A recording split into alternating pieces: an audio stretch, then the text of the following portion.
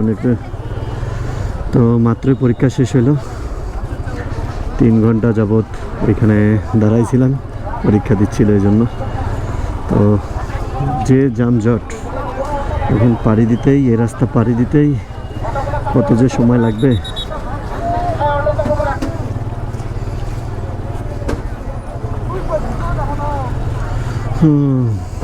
প্রচুর জাম। এই জামটা কিসের জন্য আমি একটু বিস্তারিত আলোচনা করব আপনাদের সাথে। হ্যাঁ, বলতে পারেন যে পরীক্ষা তো শেষ হইলো এই জন্য, বাট আমি যখন থেকে আসছি তখন থেকে দেখি জাম। এই জামটা কিসের জন্য সেটা বলবো এখন আমি। একটু ফাঁকাতে যাই, তারপরে আমি বলি। ভার্সিটি এরিয়া ততটুকুই জ্যাম, একদম ফুল জ্যাম। এই যে গাড়িগুলো দেখতেছিলেন না, একজন এক জায়গায় থেকে আসছে। রাজশাহী, নাটোর, পাবনা, দেন এদিকে ময়মনসিংহ, ঢাকা, সিলেট, যে যেখান থেকে পারে সেখান থেকে আসছে এখানে পরীক্ষা দেওয়ার জন্য। তো এই বিষয় নিয়ে আমি একটু কথা বলবো সামনে গিয়ে, একটু ফাঁকা হলে দেন এই বিষয়টা নিয়ে কথা বলবো যে এরা আসছে কিসের জন্য। এরা তো তাদের নিজ এলাকাতেই পরীক্ষা দিতে পারতো। এই বিষয়টা নিয়ে কিসের জন্য এত ভিড়, আর সবাই এত দূর দূরান্ত থেকে কেন আসছে? কেননা এই আপনার হাজী মোহাম্মদ দানেশ বিজ্ঞান ও প্রযুক্তি বিশ্ববিদ্যালয়ের সেন্টার আপনার একটাই, পরীক্ষার সেন্টার একটাই হয়। এজন্য আপনার যে এইখানে আসি পরীক্ষা দিতে হয়। আর বর্তমানে কি আপনার যেমন আপনার গুচ্ছ পরীক্ষা বা ঢাকা ভার্সিটি পরীক্ষা বিভিন্ন সেন্টারে, ধরেন আপনি রংপুর থেকে পরীক্ষা দিচ্ছেন, রংপুরেই আপনার সিট পড়ে অনেকের। আর ধরেন আপনি সিলেট থেকে পরীক্ষা দিচ্ছেন, সিলেটেও আপনার অনেকের সিট পড়ে। এরকম অনেক জায়গায় সেন্টার থাকে তাদের। বাট আপনার এই হাজী মোহাম্মদ দানেশ বিজ্ঞান ও প্রযুক্তি বিশ্ববিদ্যালয়ের আপনার সেন্টার একটাই, শুধু এই ভার্সিটিতে, তাদের ভার্সিটিতেই। এই জন্যই মানুষ বাইরে থেকে, দূর দূরান্ত থেকে আপনার এই ভার্সিটিতে আসে পরীক্ষা দেওয়ার জন্য। দেখলাম অনেক গাড়িতে দেখলাম আমি, যারা সে আপনার সিলেট, শুধু সিলেটের বাস সেখান থেকে এখানে আসছে। আবার দেখলাম ময়মনসিংহের শুধু বাস, যে ময়মনসিংহ রংপুর তা না, শুধু ময়মনসিংহের এরিয়াটাই চলাচল করে সেই বাসগুলোও দেখলাম এখানে। দেন খুলনারও দেখলাম 2-1টা বাস। কি বলবো এখন, এটাই যে আপনার সেন্টার একটা হওয়ার কারণে এজন্য এইখানে সবাই চলে আসে। তো এই পরীক্ষা কয়েকদিন হয় সঠিক জানা নেই আমার। পরীক্ষা যে কয়েকদিন হয় সেই কয়েকদিন আপনার এখানে অনেক জমজমাট হয়। আর দেখলাম আমি অনেক দোকানপাট দেখলাম যেগুলোতে আপনার অনেক জমজমাট ব্যবসা। 2-1জনকে জিজ্ঞাসা করলাম যে ভাই কি দোকান কি পার্মানেন্ট থাকে? কয় না ভাই, এই পরীক্ষা শেষ হলে দেন দোকান শেষ। এরকম আর কি। অনেক হোটেল দেখলাম, মানে ভ্রাম্যমান হোটেল যেটাকে বলে, সেই ধরনের হোটেলগুলো দেখলাম। আর এখন কই যাচ্ছি, এখন রংপুরের উদ্দেশ্যে ব্যাক করতেছি। আর সময় এখন 5টা 45। তো পরীক্ষা দেওয়ার জন্য ঢুকছিল 3টা 20-এর ওইদিকে, আর বাইর হয়েছে সে 5টা 35-এর সামথিং এইদিকে আর কি, 5টা 35-এর ওইদিকে বেরিয়েছে। যাই হোক, দিনাজপুর এসে আবার ঘোরাঘুরি করা হইলো। দিনাজপুরটা আবার একটু ভালো করে দেখা হইলো। আর এর আগের বার তো আমি বিশ্ববিদ্যালয়টা, মানে বিজ্ঞান ও প্রযুক্তি বিশ্ববিদ্যালয়টা পুরাটা ঘুরে দেখিনি। এবার পুরো এরিয়াটা ঘুরে দেখছি আর কি, আপনাদেরকে দেখানোর জন্য ভিডিও করতে পারিনি, তো এই জন্য দুঃখিত। আর যেদিন আসবো, বন্ধুবান্ধব মিলে আসবো, তখন না আর একটা দেখাই যাবে, তখন অন্যরকমভাবে। কিন্তু আজকে ভিডিও করতে পারিনি কিসের জন্য, চারপাশে লোকজন। নিজের কাছে আনকমফোর্টেবল মনে হইতেছিল যে ক্যামেরাটা বাইর করে ভিডিও করব, এই জন্য আর করা হয়নি। আর হাটে ঘুরলাম, পুরো এরিয়াটা ঘুরে দেখলাম, ভালোই লাগলো। আমাদের এটা বলতে পারি যে আমি রংপুর বিশ্ববিদ্যালয় যে আছে, বেগম রোকেয়া ইউনিভার্সিটি, সেটার থেকে অনেকটাই উন্নত আর কি, আর অনেকটাই পরিষ্কার পরিচ্ছন্ন। তো এখন যাই। আর সামনে ওই যে চায়ের দোকানটার কথা বলছিলাম আগের ভিডিওটাতে, তো সেই চায়ের দোকানটাতে দাঁড়াবো। চা বানানোর প্রসেসটা তার অনেক জোস লাগছে, আর চাটা অনেক সুন্দর, এজন্য ওইখানে দাঁড়ায় চাটা ট্রাই করবো। দেন তারপরে আবার একদম রংপুরের উদ্দেশ্যে ব্যাক করব। তো দেখা হচ্ছে চায়ের দোকানে।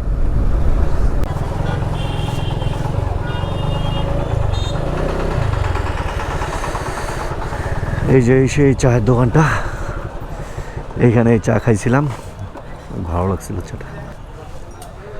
ভাই 2টা চা দিবেন। ভালো লাগছিল তো তখনকার চাটা, ওইটা দিবেন।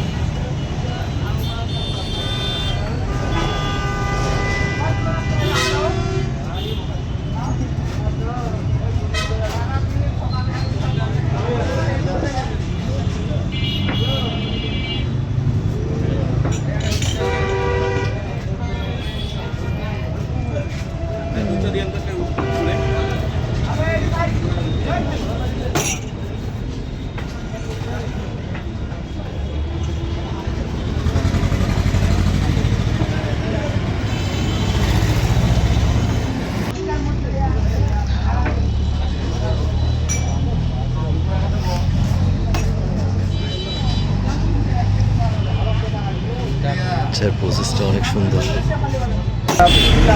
তো ঈদুল টি স্টোর 10 মাইল মোড়, কাহারুল, দিনাজপুর রোডের বিটের সামনে। খাওয়া শেষ, এখন ব্যাক করতেছি। আর চাটা এক কথায় অস্থির লেভেলের চা। এরকম চা রংপুরে খাওয়া হয়নি। আর যে চায়ের মান, এই চা যদি রংপুরে হইলে হয়, রংপুরে আপনার দাম নিলে হয় না হলেও আপনার 30 থেকে 40 টাকা এরকম।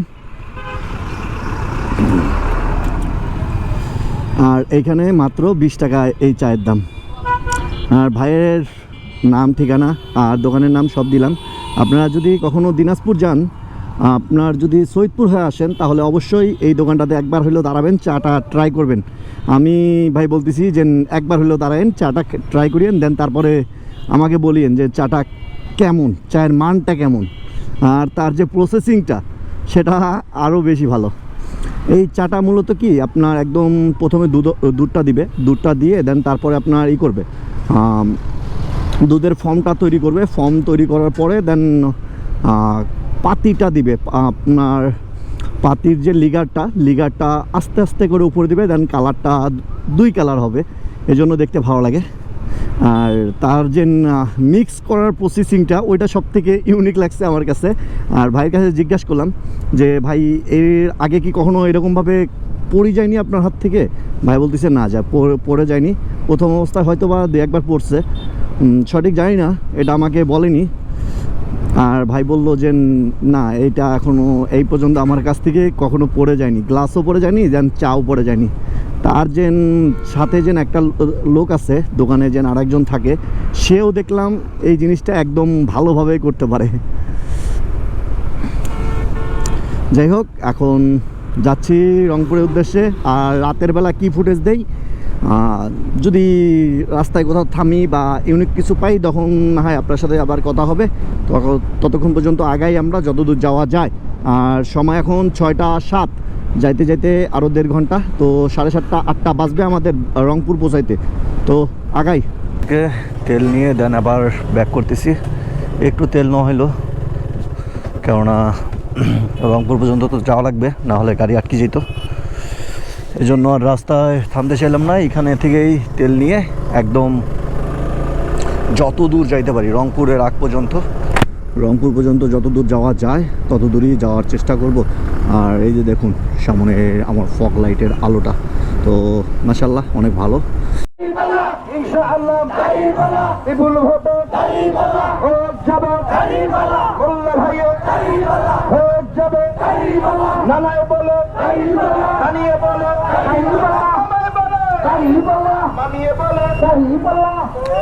বিশাল বড় মিছিল দাঁড়িপাল্লার, মানে জামাতের অনেক বড় মিছিল দেখলাম একটা রাস্তায় পড়লো। এই জন্য আপনাদেরকে একটু শেয়ার করার চেষ্টা করলাম। ও এখানে আবার একটা লাইটিং সিস্টেম আছে। এখন মোটামুটি সব দলেরই আপনার জামাত বলেন, বিএনপি বলেন, দেন আপনার জাতীয় পার্টি বলেন, আবার আছে আপনার চরমনাই আছে, দেন এনসিপি আছে, সব দলেরই আপনার মিছিল মিটিং এগুলো হইতেছেই।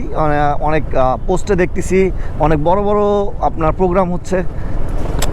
এখন কোন দল ক্ষমতায় আসুক, বাংলাদেশটা যেন একটু ভালো হয়, এটাই আর কি দোয়া আমাদের তাদের কাছে। যে দলই আসুক না কেন, তাদের কাছে একটাই চাও আমাদের, বাংলাদেশটা যেন অনেক সুন্দরভাবে গড়ে তুলতে পারে তারা। এখন মূলত আপনার এই যে এই রোডটাতে আসলাম, যেটা আপনার রংপুর, আর এদিক দিয়ে গেছে রংপুর, এদিক দিয়ে গেছে আপনার নীলফামারী। তো এখন রংপুরের উদ্দেশ্যে আবার রংপুরের রোডটাই নেই, যেহেতু রংপুরই যাব আমরা, তো রংপুরেরটাই নেই। যখন তেঁতুলিয়াতে পঞ্চগড়ের ওইদিকে যাব, তখন ওই রোডটা হবে ইনশাল্লাহ। এই বছর আবারও হবে, আর হইলে তো আপনারা এবার জানতেই পারবেন। আর রিসেন্ট তেঁতুলিয়া গেছিলাম এর আগের বার, সেবার কোনো ব্লগ করিনি, জাস্ট খালি গেছিলাম ফ্রেন্ডের সাথে, আমি আর জয় গেছিলাম। তো সেবার কোনো ব্লগ করার মুডে যায়নি, মূলত গেছিলাম কাঞ্চনজঙ্ঘা দেখার জন্য, তো সেটা দেখা হয়নি। তো এরই মধ্যে যে আপনার কি এটাকে বলে সৈয়দপুর পার হইলাম। এখন আর কতক্ষণ লাগবে, না হলেও আর 40-45 মিনিট। তো বাজে এখন 6:54। তো যাই, আস্তে ধীরেই যাই।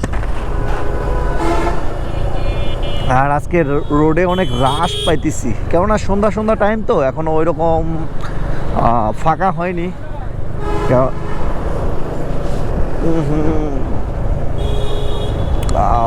আর ধুলাবালি কথা বলিয়েন না, ভাইজোর নামাইলে রোড দেখা যাইতেছে না ভালোভাবে, আর ভাইজোর খোলা থাকলে ধুলাবালি খাইতে একাকার অবস্থা।